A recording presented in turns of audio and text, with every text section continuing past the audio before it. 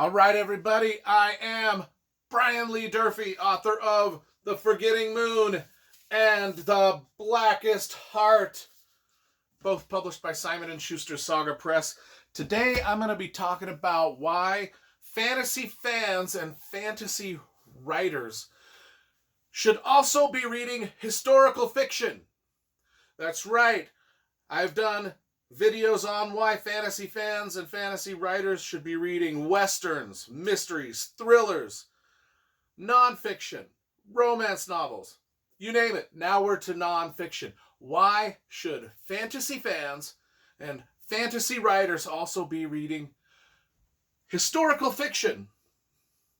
Like, here's a few of my favorites. I like John Jakes, Shogun, Colleen McCullough, Ken Follett, things about Russia, James Michener, Wilbur Smith. What can we learn if we just take a Wilbur Smith historical fiction novel about ancient Africa? What can we learn about that? Well, we can learn quite a bit. What can we learn about an historical novel about Russia? We can learn quite a bit. What can we learn from a historical novel about ancient Japan or ancient Rome or the Civil War or the history of Alaska? We can learn a ton of stuff. That's why we want to read this.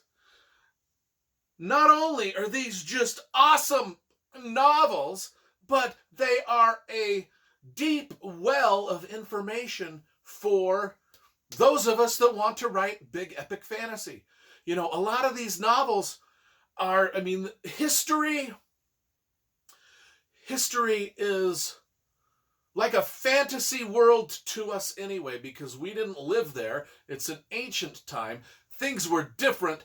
Cultures seemed alien, and we can learn a lot about the real cultures from our own real world. We can learn a lot about the ancient cultures, and we can place them into our fantasy settings. And not only that, but, not only are we reading this historical fiction, we're also reading nonfiction history novels about these ancient places.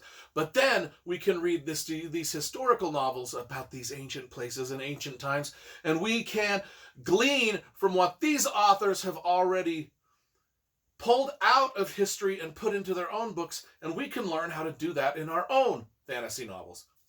For instance, Pillars of the Earth. It's about medieval southern England, people building a cathedral in medieval times.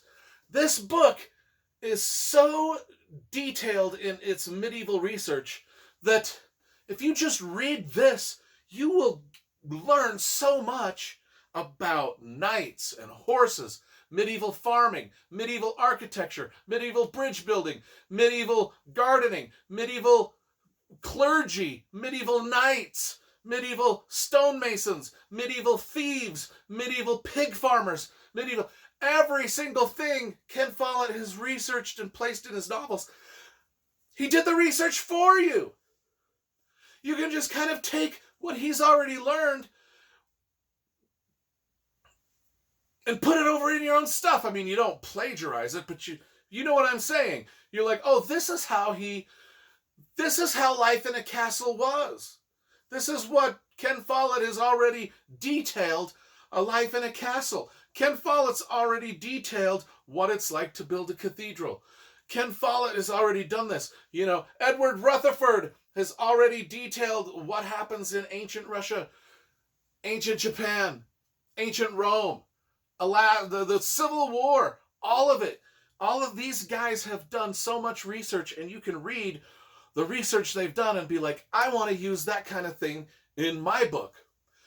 If you're a writer, most of these videos here are for writing advice, but if you're just a fan of fantasy, you're going to love these books, especially things like Shogun, where, our pirate Blackthorn gets washed up onto the beaches of Japan, and it's like he's visiting an alien planet, because these Japanese, these samurai, the rules of their culture are so bizarre to his British life, his upper class British upbringing. And now he's thrust into Japan. It's like he's almost landed. It's like we took the guy and we threw him into an alien planet and said, here you go. Because then you can learn how to write alien creatures. You can learn how to write fantasy races, whether they be orcs or goblins or elves or dwarves. And you can just study how James Clavell here in Shogun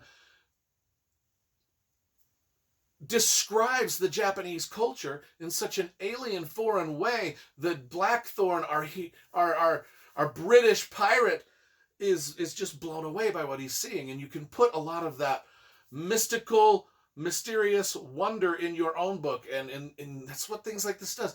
You know, if you want to learn about war, things like North and South by John Jakes, not only will you learn more about the Civil War than you ever thought you could learn just by reading this book, but you will learn how to create war and conflict in your own novels. And if you're just a reader, this is just a great book. It's just a fantastic book. You will not be able to peel your eyes off of it. This is what historical fiction is. Whether it's about ancient Africa, like Wilbur Smith does. Whether it's about, Alaska, the history of Alaska. What can we learn about the history of Alaska? Well, oh my gosh, glaciers, the Native Alaskans. I mean, in this book, the Native Alaskans, one Native Alaskan, get in his little kayak, one man, row, paddle, with a harpoon and a rope, out into the middle of the ocean. He couldn't even see land. He would harpoon a whale to death, tie it up with his rope, drag the thing back to his village, hundreds of miles away. This is the kind of awesome stuff that you can have your characters doing, and it's all from our own world history. That's why this is awesome. I mean, think about that. Going out in a kayak by yourself with nothing but a harpoon and a rope, and killing the biggest beast on the planet, wrapping it up and dragging it back through the hundreds of miles to the ocean back home. I mean, this is the kind of thing that blows people's mind. And if you can put adventure like that into your novels, your epic fantasy adventures that are based on reality into your own novels. I remember another thing about Alaska. I lived in Alaska, so I'm very interested in Alaska history. But I remember when my father took me to the edge of a glacier in Alaska. And we talk about glaciers in James Michener's Alaska. And my father took me to the edge of a glacier, and we could hear the rivers under that glacier just thundering, just water. You knew there were torrents of water just thundering under that glacier, and big chunks of ice and trees and rocks and God knows what else just crashing into each other. That gave me the idea for the opening chapter, for the prologue of The Forgetting Moon. And if you've read the prologue of Forgetting Moon, you'll know what I'm talking about. And about halfway through The Blackest Heart, there's also some scenes on a glacier, and it's all from my experiences growing up in Alaska and reading history books about Alaska.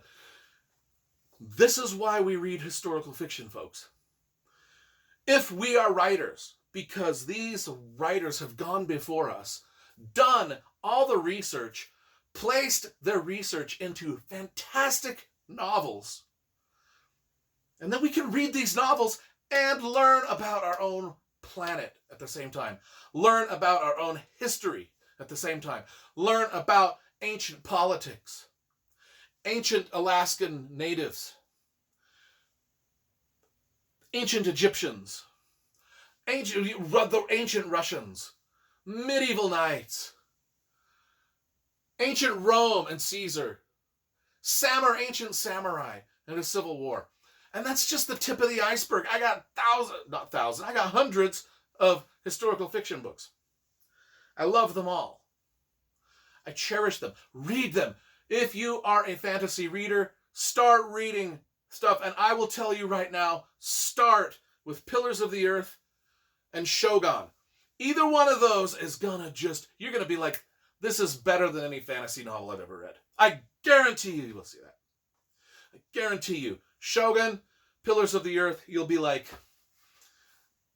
better than any fantasy novels. You know what I'm saying? Adventure, excitement, based on our own planet, with our own histories, with impeccable research by scholars and fantastic writers. Research is done. The research is done. I mean, you can read. I implore you to read all the nonfiction you can, but I also implore you to read historical fiction by these great authors like that I'm talking about, and many others. I mean, this is just a few. So that's about all I got to say about it. You know what I'm saying? Everybody start reading this stuff. If you want to be a fantasy writer, you got to get into this stuff.